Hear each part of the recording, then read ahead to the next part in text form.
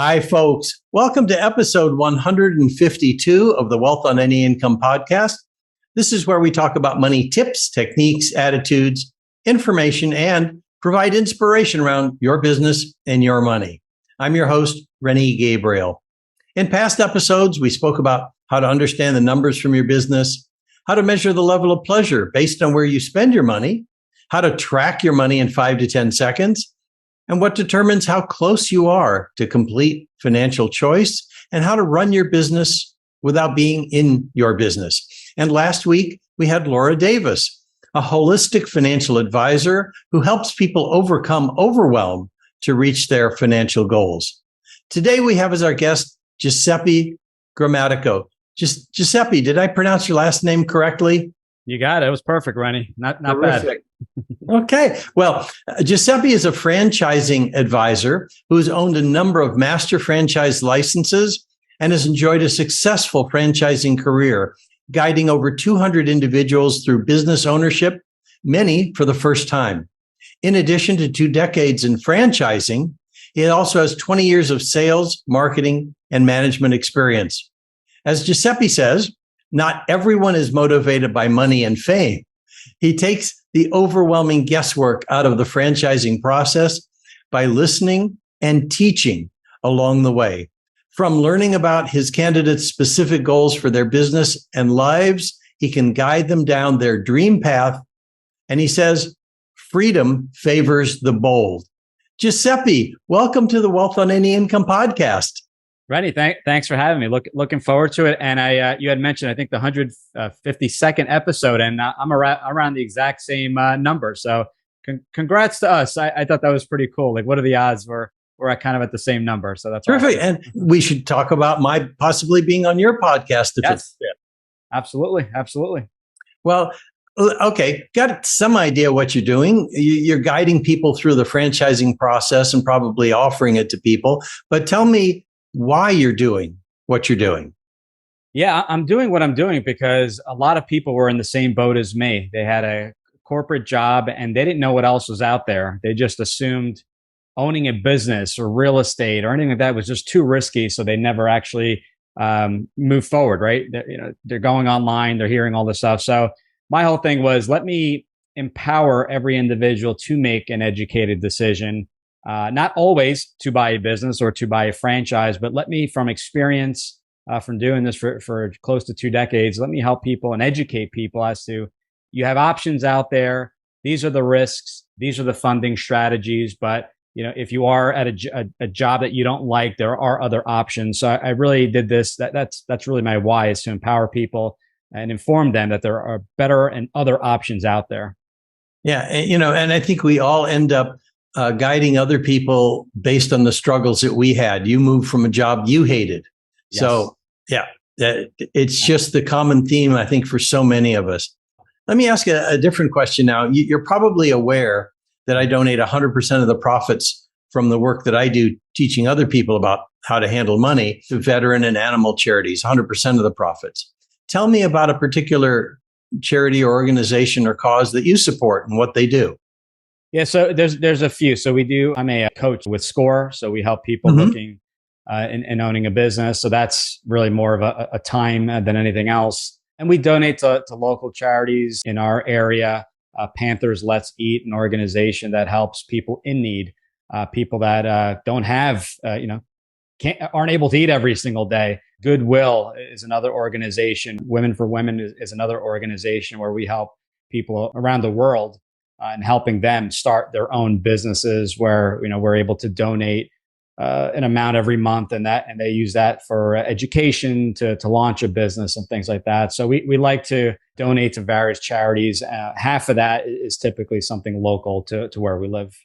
Yeah, and I remember, I think you'd said something about Women for Women, right, is primarily operating in countries where they are having conflicts. Correct. Yeah, there's eight countries. There's conflict, so we're helping them out the best we can, to empower themselves to start their own business, or giving them the financial assistance to get into a better situation, if at all possible.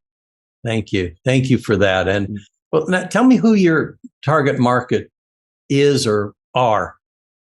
Yeah, so there's really two. It's the one being corporate executives, people that have experienced the business world that are looking for a change, and that those people either want to leave their job, they want to maybe diversify their investments, or they want a side hustle. They want a side business that can start it on the side and then eventually become their full time endeavor. And we also work with existing business owners to maybe convert their business into a franchise, or they want to diversify and maybe they're in the plumbing business, but they want to maybe buy a franchise around electrical or some type of other home service. So we help existing business owners as well. That makes sense. Yeah, to pick up something that's complementary to the business that they have, Right. or if they're operating a business, how to expand it into franchising. Yeah, that sounds like that would be very valuable for a lot of folks. The next question is kind of like a two-part question. I think you touched on it. You were in a job you didn't like, but maybe there's something else.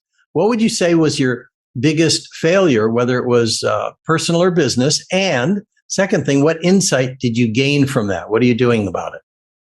Yeah. So, biggest mistake, failure would be that I was trying as a first time business owner, trying to be an expert in all areas. So I try to be the expert in marketing, the expert in social media, the expert in video editing, to realize that the whole point of owning a business is not to be the expert in all areas. You are hiring people that are better than you, right? There's an employee that specializes in marketing.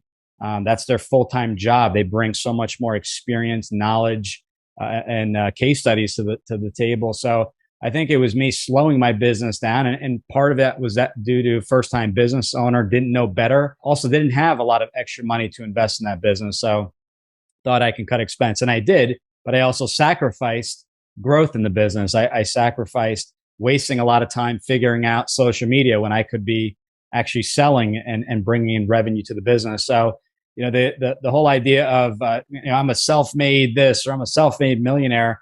I always challenge that idea that maybe you may consider yourself self-made, but you have employees that help your business. You have coaches that help. You've had other entrepreneurs and mentors and things like that. So at the end of the day, I say, guys, this is a team effort. There's no such thing, in my opinion, and it's just maybe a play on words, self-made. But I really think there's employees are the lifeblood of your business. Coaches are just as important. Mentors and things like that. So hire a team, hire people that are better than you, and your business will flourish. Yeah, Giuseppe, that's so right on, because I created a quote that says, wealth creation is a team sport, not a solo sport. Yes. That feeds right into what you were saying. And I'm not sure if detest is too strong a word. Yeah, I think it's on track with people who say they are self-made millionaires, because all that means to me is it's complete ego, and they're discounting the help that they had along the way, whether learning from anybody else, because, even if they watched YouTube videos, they're Right. learning from someone else. You're learning from someone else's experience and trial and error and things like that. So absolutely. I don't think some people mean it intentionally, but to your point, yeah, it does feed the ego, but we're here to help one another out. It's a community. So if we can, this podcast alone, if you could just avoid some of the mistakes I made, and that's your one takeaway, it's a win in my book. Yeah. Well, let me ask you, do you have a case study example of someone who went through the process with you and, how it turned out? Yeah, absolutely. So, people come to us various situations. And in one case, we had a gentleman, he was actually a security guard in that industry, and just felt like that was the industry he was put in, and there was no really escaping it. He wasn't really thrilled about it, but it didn't really feel like there was much of a future. His father had taught him over the years to own businesses, but just didn't have the capital, or wasn't aware of the funding options. Unfortunately, that person's father passed during COVID. And in the will, he reminded him that, owning a business was really the way to create wealth, and there were options, and left him some money, not enough money to retire or be a millionaire, but some money. So that individual decided that day that he would quit his job. He had a 6-month plan, and that's exactly what he did.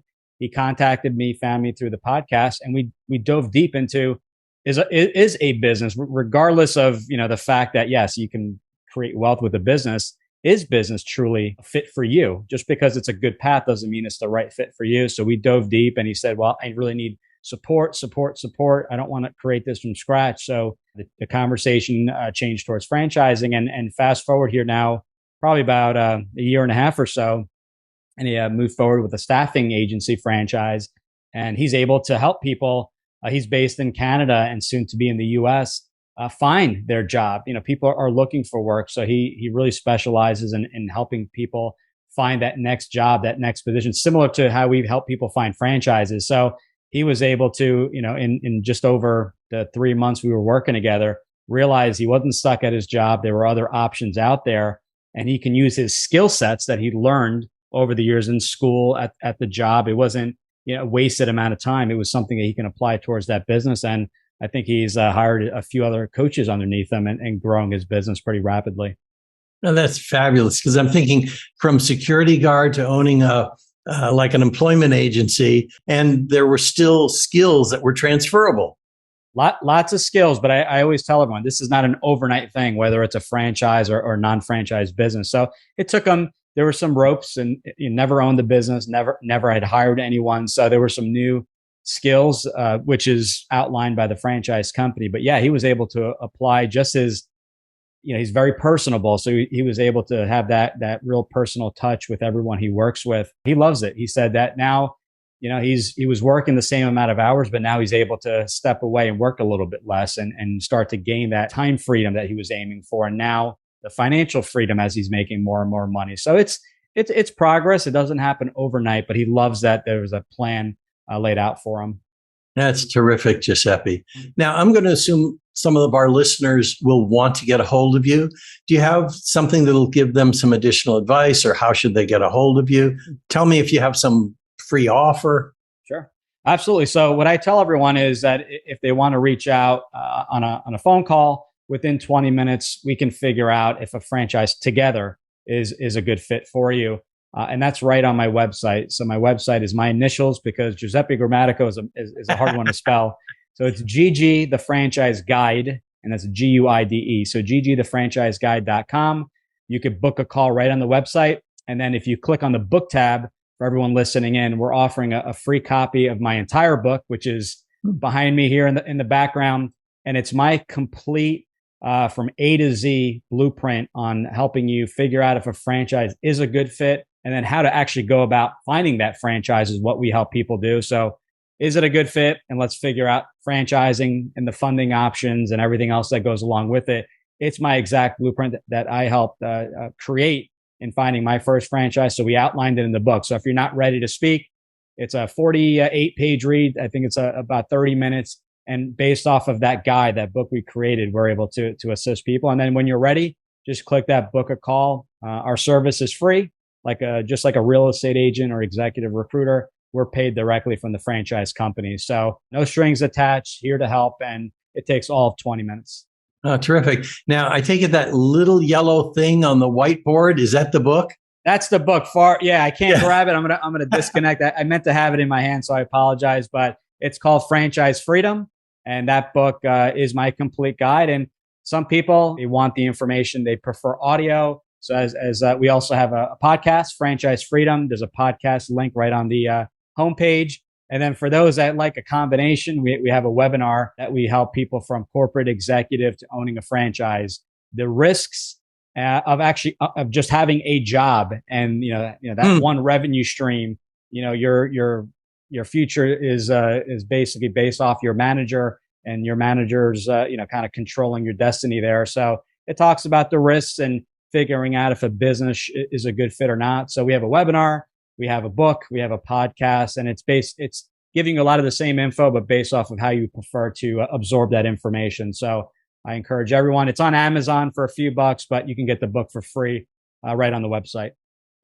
Terrific. Thank you for that. And it's funny you were talking about, I'm not sure if you used the words a job is insecure, but that's what I was hearing, because that's how I've been my whole life.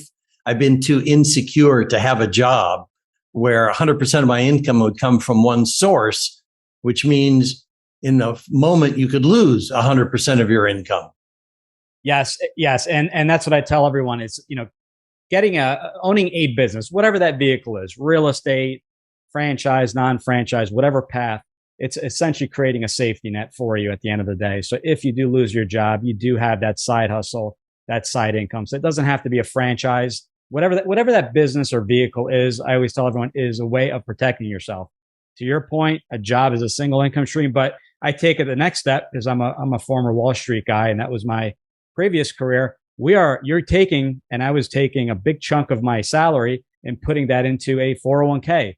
I'm also now blindly investing in a 401k managed by other people, publicly traded companies, money managers that were making money. And I'm not saying it's a negative thing, but that's their model. Whether the market's up or down, you're paying your fees.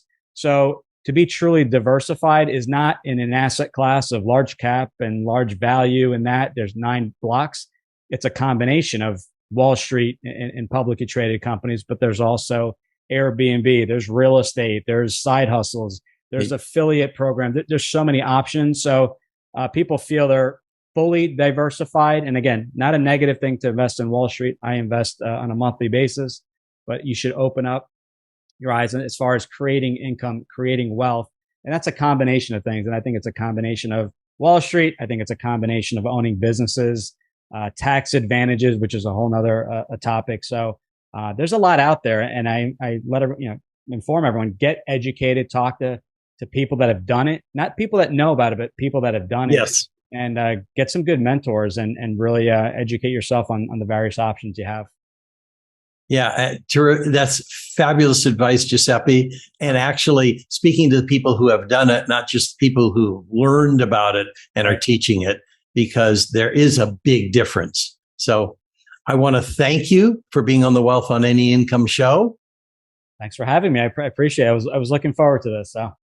Terrific. Well, to those of you who are listening, if you'd like to know how books, movies, and society programs you to be poor and what the cure is, then log on to wealthonanyincome.com/TEDx.